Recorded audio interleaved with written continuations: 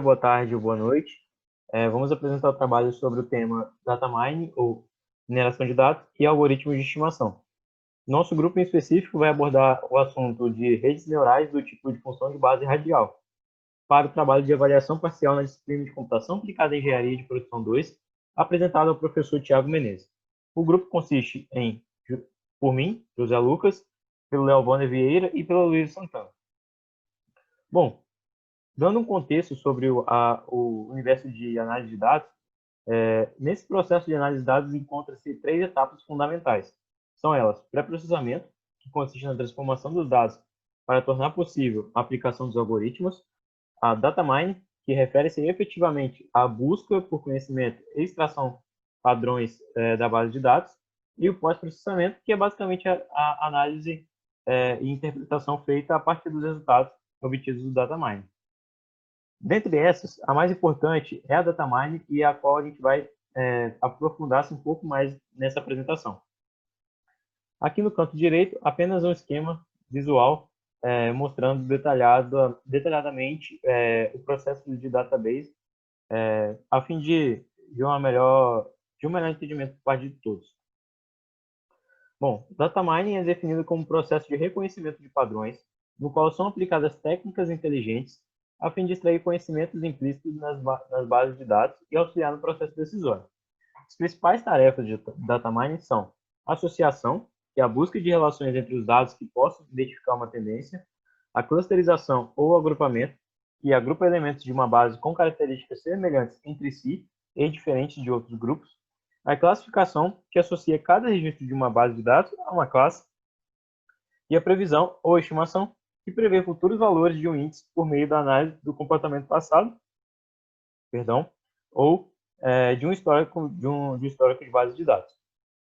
Nós vamos aprofundar, em específico, na previsão ou estimação, pois é o algoritmo no qual escolhemos, no qual foi sorteado para nós trabalharmos.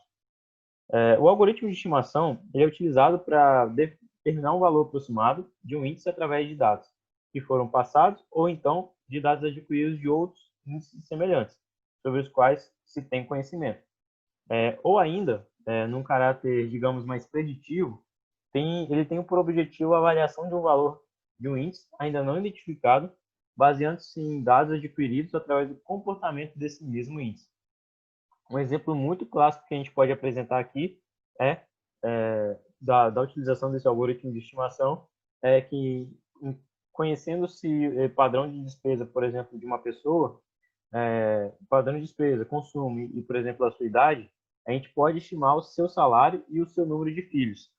Mas esse é apenas um exemplo. Diversas aplicações podem ser feitas, por exemplo, conhecer outra informação acerca de uma pessoa que seja necessário. Por exemplo, um perfil de consumidor de acordo com um banco de dados e histórico de consumo daquele tipo de pessoa, perfil. A mineração de dados e qual que é a sua relação com as redes neurais é que, dentro do contexto de mineração de dados, existem várias técnicas de caráter muito genérico e as redes neurais é uma delas. A mesma está baseada nos conceitos de como o cérebro humano está organizado e como ele aprende. Então, eles aplicam esse modelo de mapa mental, de rede neural mesmo, aos sistemas de computação. Então, as redes neurais compreendem procedimentos computacionais que envolvem o desenvolvimento de estruturas matemáticas com habilidade de aprendizado. São programas que implementam detecções sofisticadas de padrões e algoritmos de machine learning para construir modelos, principalmente de prognósticos de grandes bancos de dados e históricos. Aqui abaixo tem um modelo representando isso que eu acabei de comentar. É bem similar a um funcionamento de um neurônio, a estrutura de um neurônio, onde aqui no início a gente tem as entradas, que são as informações que vão ser processadas, digamos assim. No campo do meio, que a gente chama de neurônios intermediários, é a fase onde que vão se encontrar as funções que vão ser trabalhadas dentro da técnica, onde serão aplicados seus respectivos pesos, no qual influenciarão nos neurônios de saída, que são os resultados e as respostas obtidas através dessa análise. Bom, e o que é uma função de base radial? é uma função de números reais cujos valores dependem apenas da distância a partir da origem. A resposta para essa função decresce ou cresce em relação a essa origem. Ela se comporta, então, como uma função monótona. As redes neurais do tipo de base radial foram desenvolvidas baseadas na teoria de aproximação de funções. Esse processo de aproximação ele também pode ser considerado como um tipo simples de rede neural, porque, de fato, ele tenta tornar simples uma função que é um pouco mais complexa e resultando numa análise mais simples, visual e fácil de entender, na verdade. E quando que foi o seu surgimento, a sua primeira aparição? Bom, diante dos estudos realizados, levantados, a gente viu que a primeira atribuição foi feita no artigo de David Brunhead e David Lowe, em 1988, intitulado como Interpolação Funcional Multivariável e Redes Adaptativas. Porém, esse trabalho ele foi resultado também de uma pesquisa seminal do Michael Powell, em 1977. Aqui ao canto direito, a gente tem apenas a capa para ilustração do artigo dos Davids, onde dá para ver um pouco que é de fato um artigo bem antigo e foi a primeira vez que foi atribuído temas que são relacionados à função de base radial e suas redes neurais. Bom, e o que afinal a função de base radial ela faz? Elas fornecem uma poderosa ferramenta de modelagem para gerar mapeamentos multivariáveis não lineares. Sua arquitetura é bastante simples e o algoritmo de aprendizagem corresponde à solução de um problema linear, resultando em um processo de treinamento rápido. E aí, se tratando da teoria da aproximação, ela preocupa-se com a melhor maneira de aproximar as funções de funções mais simples e obter uma caracterização quantitativa dos erros introduzidos pela função aproximada em relação à função original. Ou seja, eles trabalham não só as funções e o processamento dessas funções, mas também os erros que são gerados ao longo desse caminho. As principais aplicações, vamos dizer assim, ilustrando rapidamente, depois a Luísa vai mostrar um pouco mais aprofundado, dessa técnica dentro da engenharia são principalmente na segurança de computadores e redes, na otimização de funções, e aí a gente pode fazer uma correlação com a engenharia de produção na otimização de processos, e no controle robótico, que tem tudo a ver, afinal, com a indústria 4.0. E uma outra curiosidade também é a sua vasta aplicação e correlação com a álgebra linear, enfim, e outras aplicações voltadas à matemática. Bom, falando em matemática, alguns modelos e funções que se correlacionam a essa técnica são apresentados a seguir. Por exemplo, o gaussiano, que é a função φ em relação a r, trabalha um exponencial. O multiquadrático, que é a função φ em r, trabalha uma raiz. O quadrático inverso, que é esse mesmo termo dentro das raízes, ao inverso. E o multiquadrático inverso, que é simplesmente o inverso do multiquadrático. Bom, as características mais comuns utilizadas das funções de base radial incluem basicamente esse formato, ou seja, uma função que corresponde a um valor menos o seu valor de determinada dimensão que é correspondente por esse i. E também são utilizadas um parâmetro para indicar que pode ser utilizada uma dimensão de entrada no núcleo radial. O núcleo também pode se chamar de kernel. Então, uma função radial é uma função φ que vai de 0 a infinito, tendendo a um conjunto de números reais. Perdão. Quando emparelhado com uma métrica em um espaço vetorial, por exemplo, φ em C, em um espaço vetorial de V, né, de 0 a infinito, aí considerando uma função φ em C, de φ tendo essa base, função de base radial, φ menos C, é dito que o kernel radial, ou seja, o seu núcleo, é centrado em C, ou seja, a sua dimensão, nesse caso, está em C. Uma função radial e os seus núcleos radiais associados são chamados funções de base radial se, para qualquer conjunto de nós, x, k elevado a n, k tendendo a 1. Ou seja, esses nós que ele diz está relacionado a essas conexões, essas redes formadas pela, de fato, a rede neural dentro da função de base radial. Alguns conceitos, então, envolvidos dentro da função de bases radiais são os eventos, que correspondem às entradas de cada processamento de dados, ou seja, x1, x2, xn, corresponde aos valores de um vetor.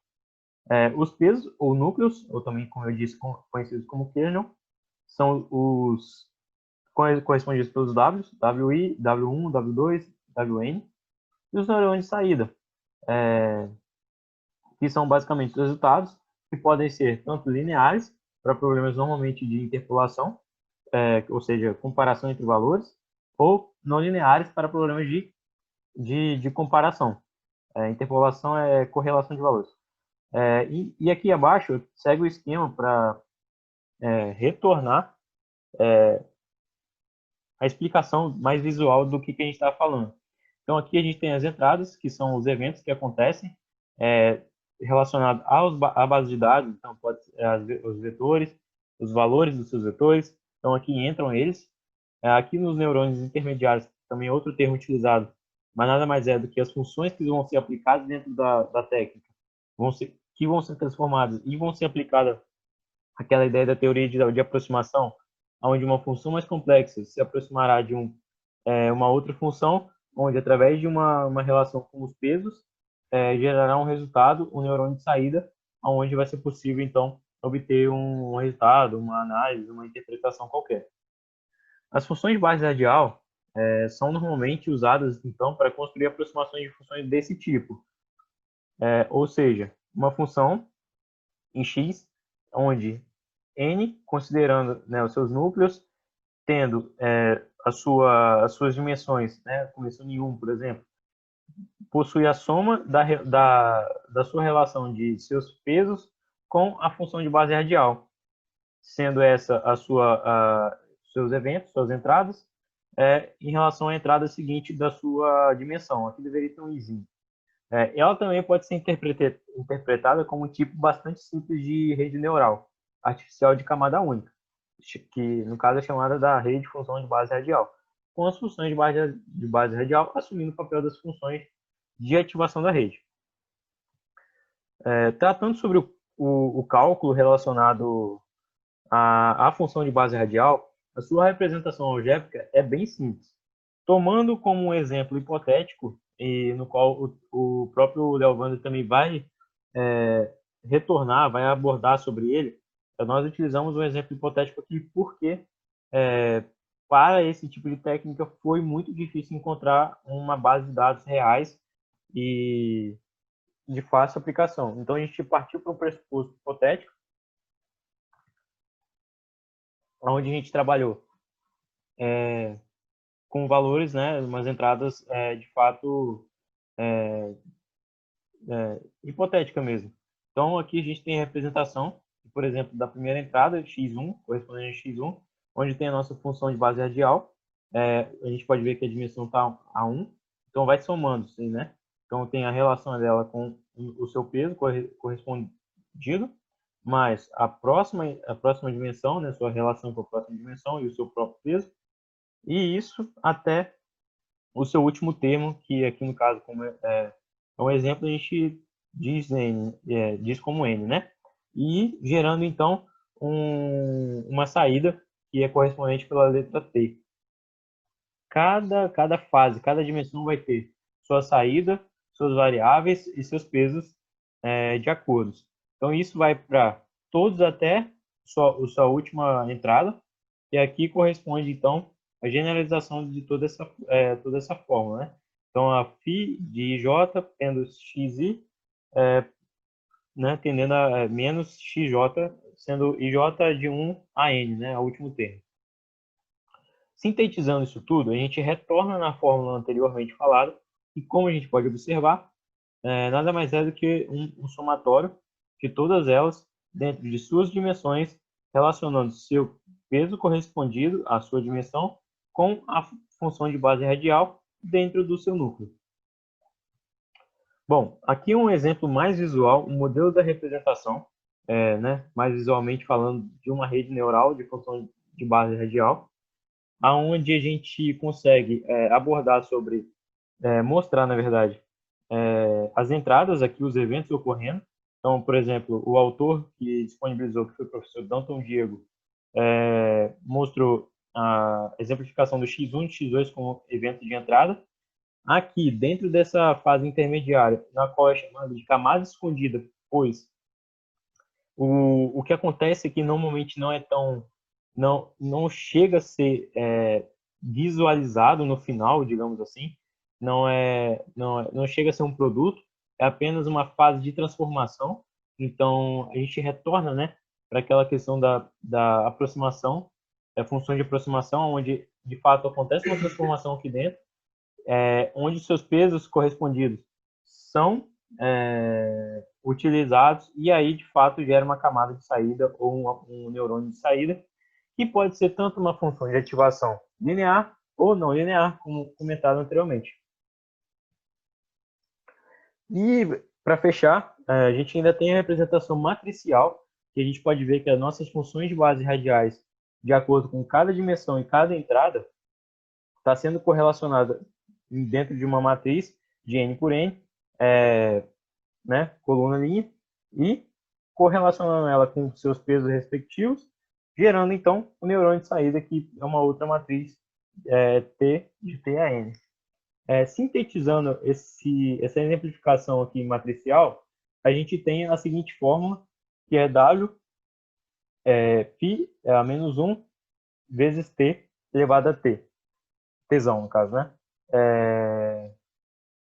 Então, essa fórmula, que é sintetizada através dessa representação matricial, ela pode ser considerada como peso perfeito para determinada situação. Com cada situação, de acordo com cada base de dados, vai ter esse peso perfeito que pode ser aplicado na resolução, na aplicação da técnica.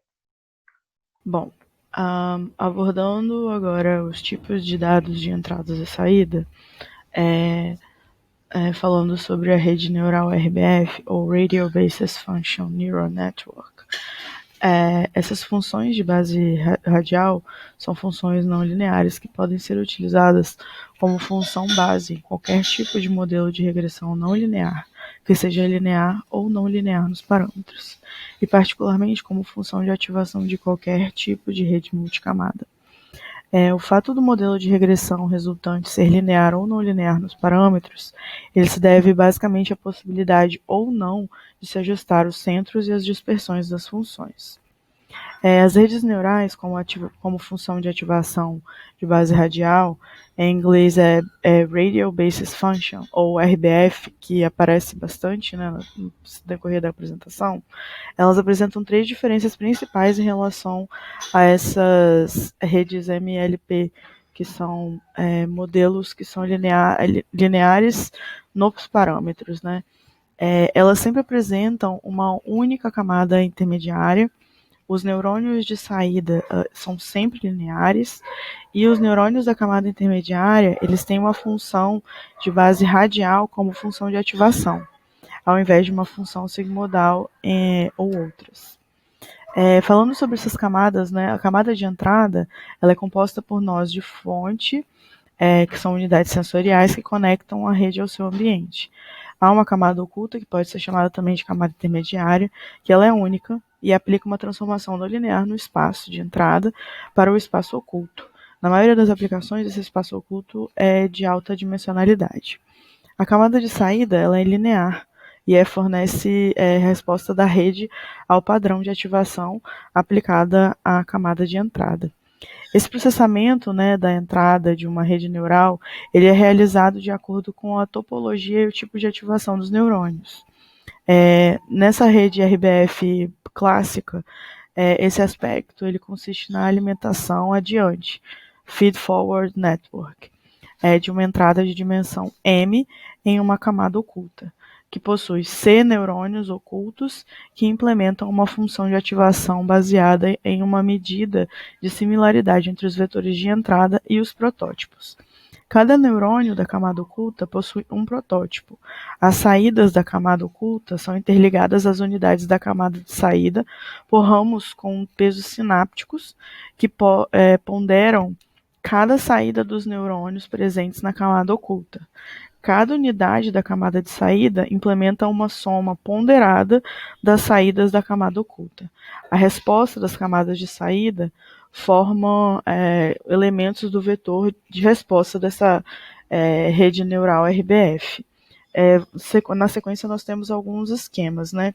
Para o caso de uma única saída, resulta no seguinte mapeamento de entrada e saída.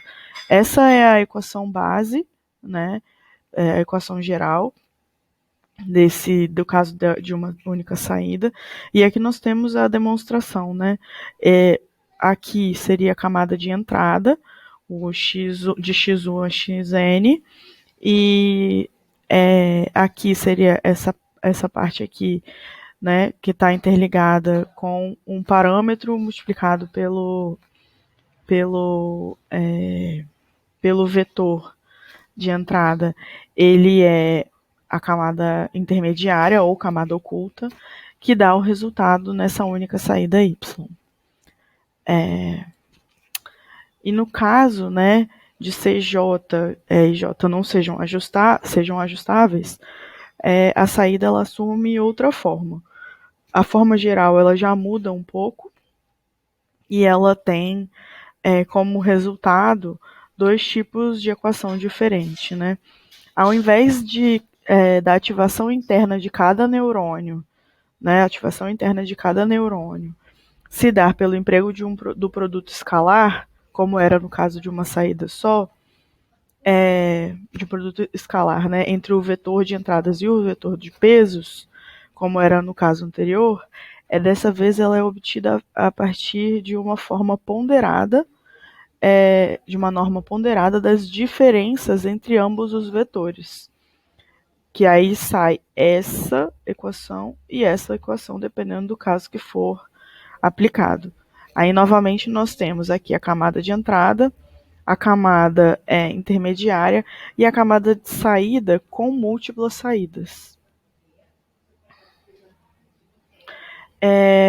Aí, aplicando a um exemplo de aproximação utilizando a rede neural, nós temos aqui, no caso, né, dessas camadas das equações incógnitas sejam o mesmo número, né, dos padrões de entrada e saída, nós temos que ela forma essa primeira aproximação.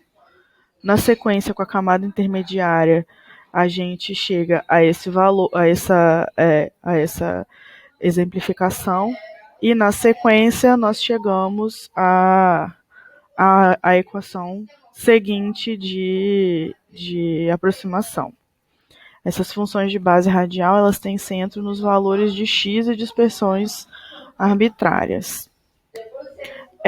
Na sequência, a gente tem o caso com o valor de equações, né, ser menor do que o número de padrões de saída. E daí nós temos aqui os pontos amostrados, nitidamente, aqui nós temos 4 pontos amostrados e 3 equações de saída. E, novamente, com essas 3 equações, fazendo as aproximações, ela vai chegar nessa equação de saída, nesse gráfico de saída, né? Utilizando agora duas funções gaussianas, a gente vai tentar agora especificar uma rede RBF para resolver esse problema unipolar.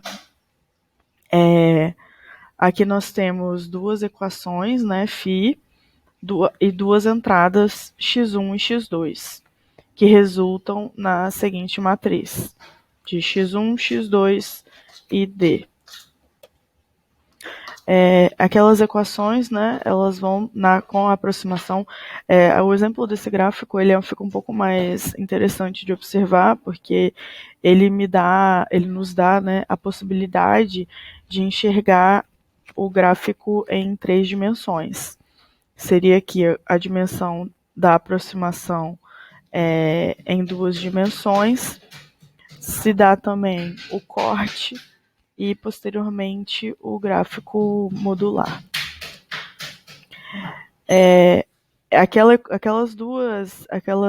aqueles gráficos, né? Eles então são traduzidos na matriz sequente e essa camada intermediária ela nos permite encontrar essa equação, que novamente será traduzido em um gráfico tridimensional, que é fazendo o mapeamento de entrada e saída dessa rede RBF. E essa superfície de regressão que acaba sendo o resultado daquela aproximação. Agora nós estaremos apresentando a aplicação desse método estudado. E é importante ressaltar que nós estaremos utilizando um exemplo, porque não houve artigos que apresentassem dados suficientes para nós implementarmos esse método no software MATLAB. Tendo isso em mente, nós escolhemos, como eu disse, um exemplo que fosse possível implementar esse método. E nesse exemplo, nós estaremos agora olhando o algoritmo que o compõe e estaremos analisando esse algoritmo. O algoritmo ele vai começar criando uma classe não linearmente separada, representada pela letra C. Depois nós estaremos inserindo um alvo, representado pela letra T. Nós iremos inserir ruídos nessa classe, representados pela letra E, F, G e H. E depois nós iremos aumentar o número de eventos que a nossa classe possui, sendo representado ali no algoritmo pela letra X. Então, o número de classes, número de eventos da nossa classe passa então a ser 16. Em seguida, no nosso algoritmo, nós teremos o valor de P, que seria o beta na nossa fórmula estudada anteriormente, e que é o valor que serve de parâmetro para a função de base radial. Ou seja, esse P ele vai precisar ser definido. E com o P é tentativa e erro, é de maneira experimental. Então, nós vamos variar o valor na hora de rodar este algoritmo. No nosso caso aí, nós temos um valor para P, mas você pode colocar 100, depois colocar 10. Você vai testando e vendo o efeito desses valores no seu resultado. Essa linha onde se encontra o beta é um for que vai de 1 a 16, um for que está dentro de outro for, onde estamos calculando a matriz φ. Então aqui está sendo implementado a função de base radial. Calculando a matriz φ, nós fazemos o inverso dela e multiplicamos pelo alvo, que é o vetor t, aquele que nós vimos anteriormente. E assim nós temos o vetor de peso. E com isso, a nossa rede estará pronta. Então, toda vez que formos inserirmos um novo evento, nós devemos pegar este evento e subtrairmos de todos os dados que nós temos. Os dados, no nosso exemplo aqui, são aqueles 16 eventos que estão no nosso banco de dados. Elevaremos esse resultado ao quadrado, calcularemos o exponencial de tudo isso e multiplicaremos por W, e teremos assim a saída. Se nós tivermos alguma função de ativação, nós aplicaremos, mas se não tivermos, o resultado obtido é a saída, e aí nós faremos a comparação se é maior ou menor do que zero. Ali no nosso algoritmo, da parte onde nós temos x igual a zero, entre parênteses 2,10.000, a partir dessa parte em diante, está sendo criado o espaço de dimensões com 10.000 pontos, e esses 10.000 pontos estão sendo jogados na função de base radial para se criar um plot onde enxergaremos a fronteira de separação das duas classes que a função de base radial criou.